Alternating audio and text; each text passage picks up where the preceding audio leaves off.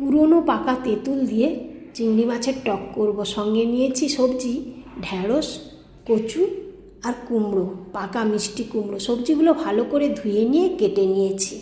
দুটো কাঁচা লঙ্কা নিয়েছি ফোড়ন দেব বলে। কড়াইতে সামান্য তেলে 5 ফোড়ন, কাঁচা লঙ্কা ফোড়ন দিয়ে এবার কেটে রাখা সবজিগুলো সব দিয়ে দেবো। একটু ভালো করে ফোড়নের সঙ্গে মিশিয়ে নেব। পরিমাণ মতো লবণ, হলুদ দিয়ে দেবো।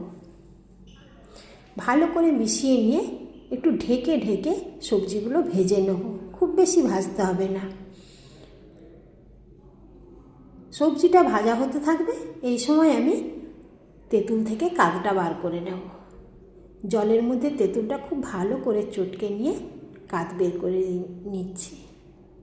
পাকা তেঁতুলের অনেক গুণ।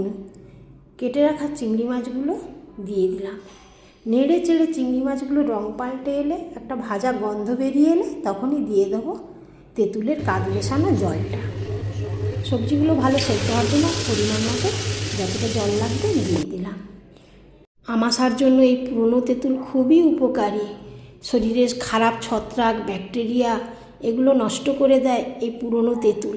তাই পুরনো তেঁতুলের টক খাওয়া খুবই দরকার। টক আমার তৈরি হয়ে গেছে। আমি এখানে চিনির ব্যবহার করলাম না। তবে আমি টকটা সবসময় ধাতুর পাত্রে রাখি না, হয় মাটি না হয় চিনে মাটির পাত্রে রাখি। যে কোনো টক জিনিস ধাতুর পাত্রে রাখলে বিক্রিয়া করে পেটের ক্ষতি করে, পেটের অনেক সমস্যা দেখা দেয়। একটা কাঁচা লঙ্কা মেখে নিয়ে শেষ পাতে এই টক অসাধারণ লাগে।